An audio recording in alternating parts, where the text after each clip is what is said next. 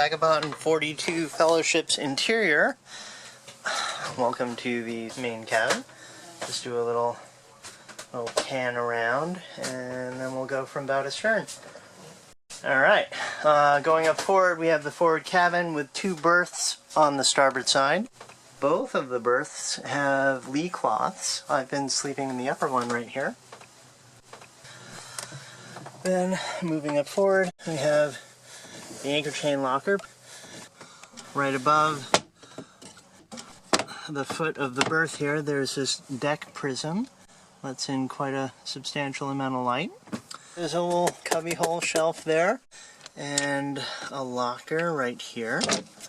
Oh, see inside there. Does that open up? Well, access to more space under there. All of the lockers have these cute little locks like that. I've got some more shelves. Here are my boots. It's got a fire extinguisher here, a fan over there, a light right there, and this really big hatch which lets in a great amount of light and ventilation. There's also a shade for it.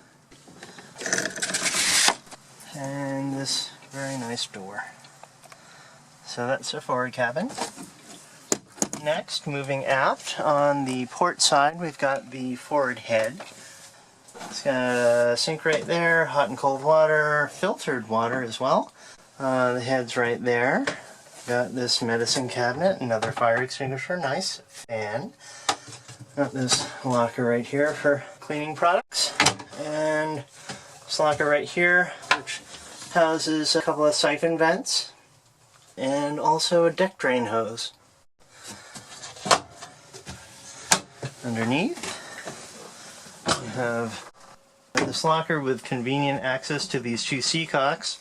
This one's for the head overboard, and this one is for the sink overboard, sink drain.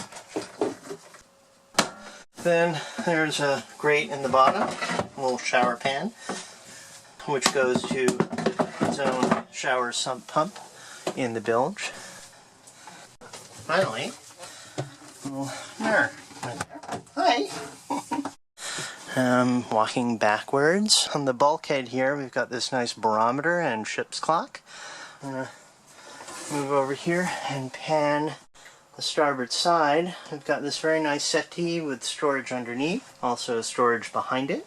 This big storage area right here, which could be a bookcase, but we've kind of been using it as a garage for foul weather gear and spotlights and anything else.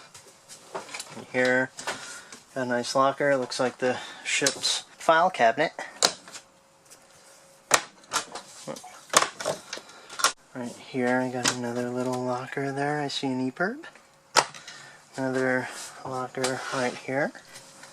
Okay, now I'm going to pan on the port side. Got this curved seating arrangement with storage underneath and behind. A little TV and DVD player in the corner. This very large mirror, which opens up the space. This oval table with some storage underneath it. That looks like a wine locker to me. Nice oil lamp. There are several alpenglow lights throughout the boat. Here's the compression post for the deck stepped mast. Got these 2 hatches here as well. They don't have shades like the forward one does, but they let in a great amount of light. Now, moving aft, on the starboard side, we have the navigation station. Sorry, it's a big mess right now. It's got this locker here, which houses the circuit breaker panel. Whoops. Turn off the lights. There we go. And what I really like about it is that it opens further like this for access to all the wiring and circuit breakers. It's all very neatly organized back here, so it'd be easy to trace wiring, add new wiring. I like it. Okay. Close that. We've got an old Jrc Radar here, which we were using quite a bit on the voyage down here. He's got a switch here for AIS transmitting or going AIS silent. What is this? It's like a little stereo system with a CD player. Little holders for pens and pencils. Link battery bank monitor with an inverter control. This is no longer in use. This is the old control panel for the Setrec autopilot, which was ripped out and replaced with a Garmin autopilot. Here's an ancient single sideband and a Pactor modem for sending and receiving email and grib files. The top of the navigation station table is hinged. You've got some storage in there for charts. This is the vent for air conditioning. It's got this seat here on a big stainless pipe. That's the navigation station. Now I'm going to pan forward, back over to the port side, and show you how opposite the navigation station we have the refrigeration area. See, it's got two top mounted lids, one for the freezer side. It's got an Elder Barber evaporator box, and the cold from the freezer side seeps over into the refrigeration side here. Also, the refrigeration side has a front opening door there. It's a nice hand lock right there. And some storage outboard of the refrigeration. There's this nice plaque. Registered tonnage is NRT 13.32 tons. So 26,000 pounds, I guess.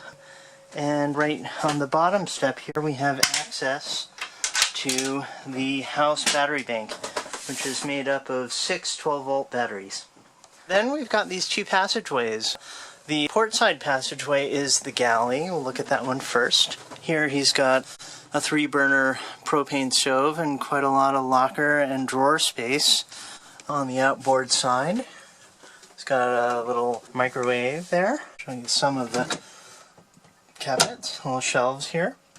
Ports right there with screens. A deck prism right here, an alpenglow light right here. Or look at the lockers. These are sliding lockers. And then turning around to the inboard side, we've got this very large sink with household looking hot and cold water mixer. And also a little sprayer right here. Also filtered water from right here. And this is a saltwater hand pump right there. Let's see, we've got another locker right here on the inboard side. And access to the engine room. I still need to figure out where the light is. It's a Yanmar turbocharged diesel. With the turbocharging, it gets up to 80 horsepower. And pretty heavy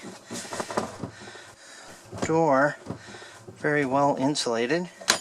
Okay, it's closed. Here we've got a whole bunch of drawers for silverware and other galley essentials. And the top one is a little cutting board. Okay, going forward to look at the passageway on the other side. This is sort of like a pilot berth. It's a pretty wide berth, not quite a double, but nice and big and comfy. We've got those opening ports on the side there, and underneath quite a bit of locker and drawer space. On the inboard side, we have 2 separate doors which give you more access to the engine room. There's the exhaust and the starter battery. And over here, inside, more access. Here he's got a battery charger. And here he's got a fuel pressure gauge. That's the engine room. Now we'll continue moving aft into the aft cabin / master stateroom. It looks like a queen-size berth, and what's really kind of nice are those ports all the way in the stern I can imagine it might be kind of neat to be able to lie in bed and wake up in the morning and just, you know, lift your head and look out that window to see what's going on outside. Let me do that. Go to the window. Outside from your bed. And it's got a little curtain over it. Okay, looks like a little bit of shelf and locker space in the corner there. More shelf and locker space over here, fans and lights. Also, there's this nice little seat here, just in front of the berth clothes locker. Another clothes locker here, a little shelf right here, and a port for ventilation. And then turning around, sitting in that seat here, there's a little sort of vanity mirror. There's a light with some drawers underneath there. Pretty nice, not too shabby. Light here. Okay, and then the aft cabin has its own head here, which is full of stuff at the moment, so I can't really give you a good look at it, but it's got a sink right there, big mirror, medicine cabinet, big locker over here, more plumbing, shelving, locker space, the head's buried in there somewhere, and this is kind of like a shower stall area because it's got this bar here for a shower curtain, and then I guess you would close this door like that. And then this whole area in here, just above the grate there, is for showering. Close that. And then it goes back into the galley. Pretty comfy layout. I dig it. You know, you can have your crew or your guests with their private cabin up forward and their own head up forward, while the owner's in the cabin aft on opposite ends of the boat. Nice! That's a Vagabond 42. Hope you enjoyed the little tour. And thanks for watching. Fair winds, calm seas, happy sailing. Talk to you later.